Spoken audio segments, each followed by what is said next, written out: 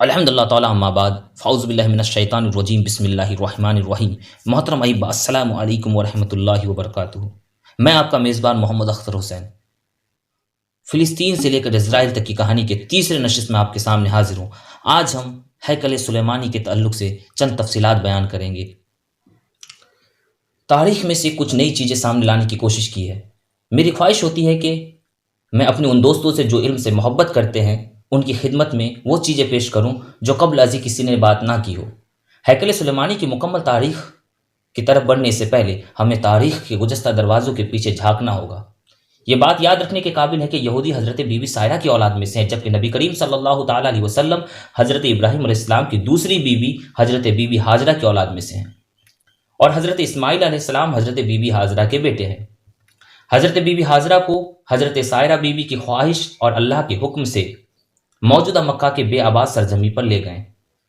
اللہ تعالیٰ کو حضرت بی بی ہاجرہ اور حضرت اسماعیل علیہ السلام کی نیاز مندی اور اللہ کے حکم کی خوشنودی اتنی پسند آئی کہ اس مقام پر حضرت ہاجرہ کا ننھے اسماعیل کے لیے بھاگ دوڑ کرنا حج کا رکن بنا دیا گیا، آب زمزم جاری کر دیا گیا، اور حضرت اسماعیل علیہ السلام کی اللہ کی راہ میں قربانی ہونے کی ادا کو قربانی بنا دیا گیا۔ پھر اسی مقام کو پہلا بیت اللہ بنا دیا گیا۔ زمین پر پہلا بیت اللہ یہی تھا اور قیامت تک یہی رہے گا۔ یہ حضرت بی بی ہاجرہ اور ان کی اولاد کے لیے اللہ تعالیٰ کی طرف سے بہت بڑی عزت افزائی والی بات تھی۔ یہی بات یہودیوں کو آج تک ہضم نہیں ہوئی۔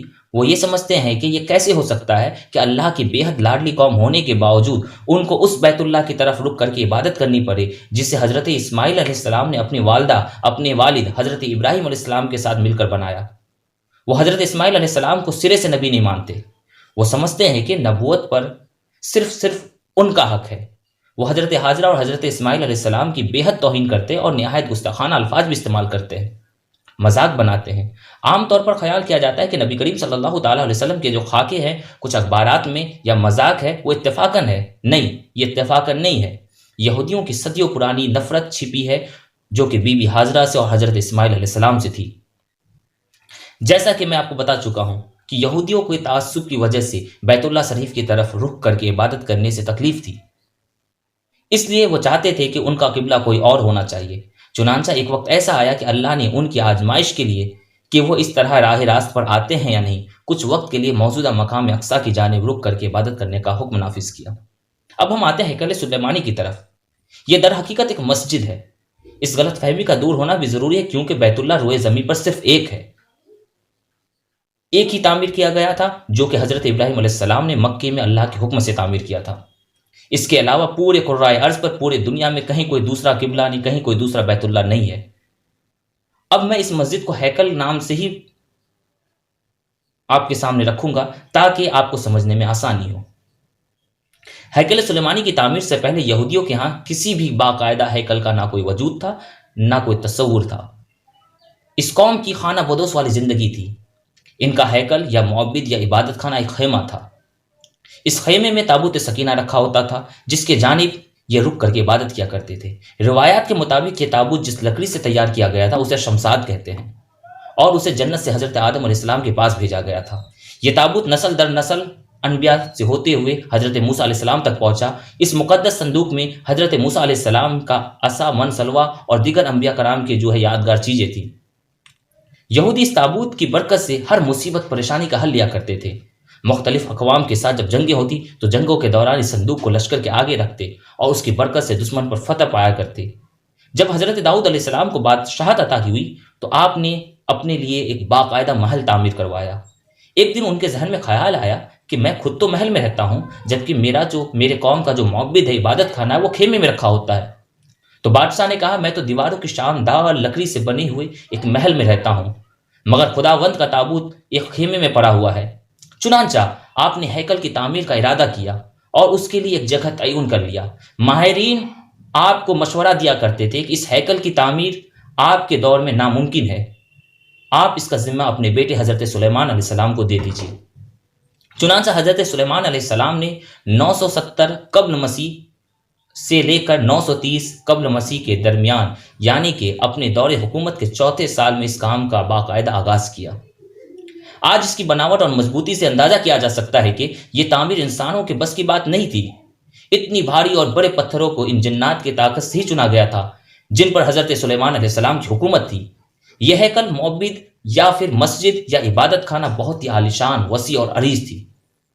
اس میں 3 حصے تھے۔ بیرونی حصے میں عام لوگ عبادت کیا کرتے تھے، اس سے اگلے حصے میں علماء جو کہ انبیاء کی اولاد ہوا کرتے تھے، اور اس سے اگلے حصے میں جسے انتہائی مقدس سمجھا جاتا تھا، اس میں تابوت سکینہ رکھا تھا، اور اس حصے میں کسی کو داخل ہونے کی اجازت نہیں تھی سوائے سب سے بڑے عالم پیش امام کے۔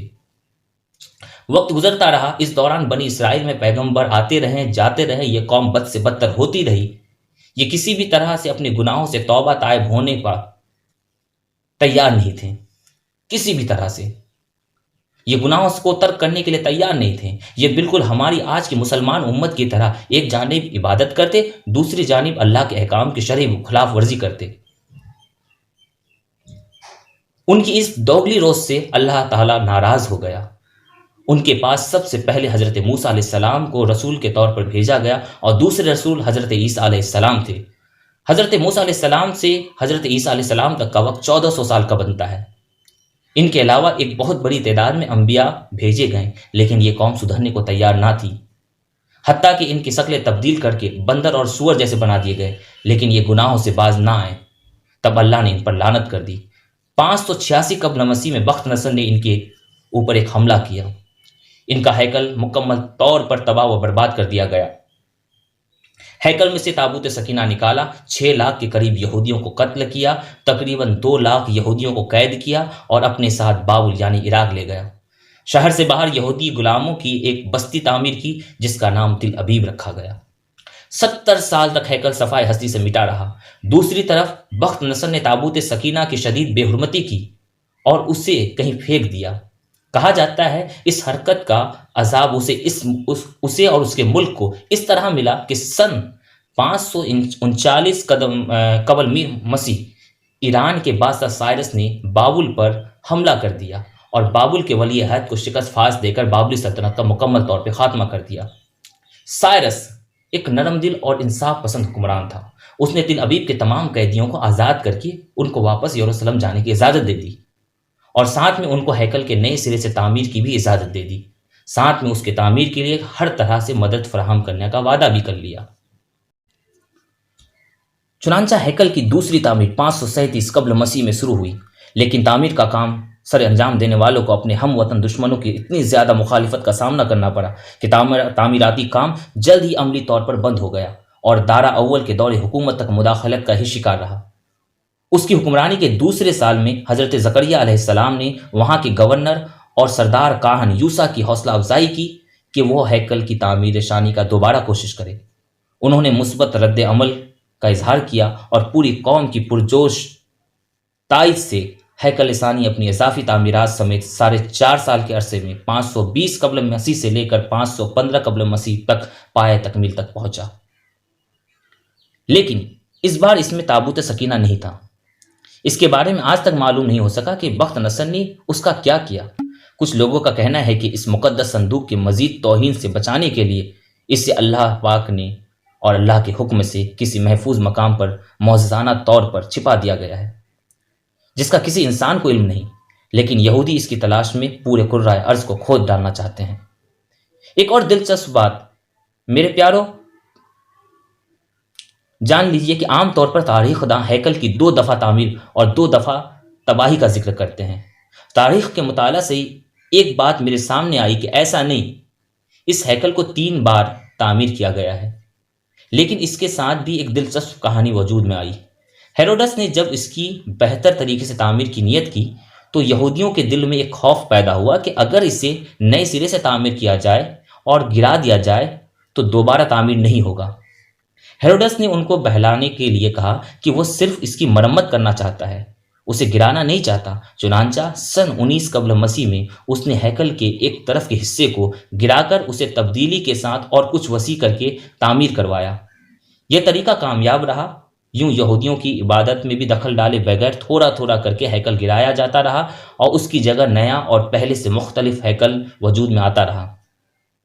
یہ کام 18 ماہ میں مکمل ہوا اور یوں تیسری بار ہیروڈس کے ذریعے ایک نیا ہیکل وجود میں آ گیا۔ کچھ عرصہ بعد حضرت عیسیٰ علیہ السلام کا ظہور ہوا۔ اللہ کے اس رسول پر ایک بار پھر یہودیوں نے حسب معمول مظالم کے پہاڑ توڑ ڈالے۔ دراصل وہ اپنے مسایہ یعنی کہ مسیحا کے منتظر تھے، جو دوبارہ آ کر ان کو پہلے جیسے شان و شوکت عطا کرے۔ حضرت عیسیٰ علیہ السلام کے مصلوب ہونے کا واقعہ پیش آیا۔ آپ کے مصلوب ہونے کے 70 سال بعد ایک بار پھر یہودیوں پر اللہ کا عذاب نازل ہوا۔ اس بار اس عذاب کا نام ٹائٹس تھا۔ یہ رومی جنرل بابل کے باسبخت نصر سے بھی زیادہ ظالم ثابت ہوا۔ اس نے ایک دن میں لاکھوں یہودیوں کو تہہ تیگ کر دیا، ہلاک کر دیا۔ اس نے ہیروڈس کے بنائے ہوئے عظیم الشان ہیکل کی اینٹ سے اینٹ بجا دی اور یہودیوں کو ہمیشہ کے لیے یروشلم سے نکال کر باہر کیا۔ یہودی پورے دنیا میں بکھر کر اور رسوا ہو کر رہ گئے۔ کم و بیش 1800-1900 سال تک بھٹکنے کے بعد برطانیہ نے جب فلسطین پر قبضہ کیا تو ساتھ ہی ایک نازائد بچے اسرائیل کو فلسطین میں جنم دے دیا، اور یوں صدیوں سے دھکے کھانے والے خدا کے لعنت زدہ قوم کو ایک بار پھر اس ملک اسرائیل میں اکٹھے ہونے رہنے کا اجازت مل گئی۔ لیکن یہ قوم اپنی ہزاروں سال پرانی گندی فطرت سے باز نہ آئی۔ یہ برطانیہ کے جنم دیے ہوئے اسرائیل تک محدود نہ رہا، ایک بار پھر ہمسایہ ممالک کے لیے اپنی فطرت سے مجبور ہو کر مصیبت بننے لگے۔ 5 جون 1967 کو اس نے شام کے گولان کی پہاڑیوں پر قبضہ کیا۔ 1968 میں اردن کے مغربی کنارے پر قابض ہو گئے۔ اسی سال مصر کے علاقے پر بھی کنٹرول کر لیا۔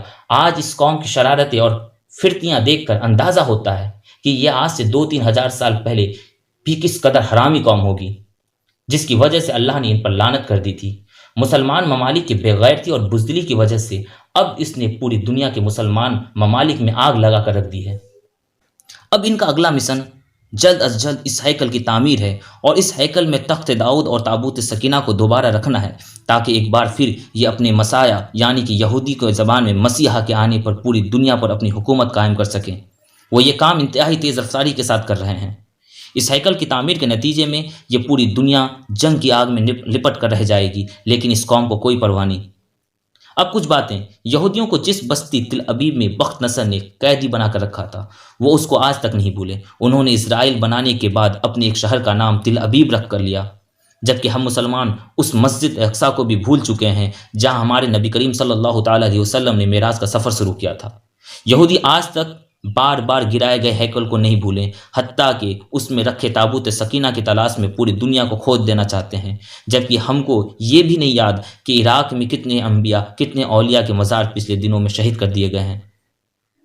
میں ان دنوں آپ سے یہ ساری باتیں کرنے چلا ہوں، اچانک سے یہ ساری باتیں کرنے چلا ہوں۔ مجھے لگتا ہے بہت قریب وہ وقت آ گیا ہے جب اس دنیا میں مسلمانوں کے خلاف ایک خوفناک کھلی جنگ کا آغاز کر دیا جائے گا۔ محترم احبا، آج ہمارے سروں کے اوپر جنگ کی کالی گھٹائیں ہیں۔ ضرورت ہے کہ ہم اپنے صفوں میں انتشار کو ختم کریں، متحد ہو جائیں اور روضہ رسول یعنی کہ اپنی پناہ گاہ کی طرف لوٹ آئیں۔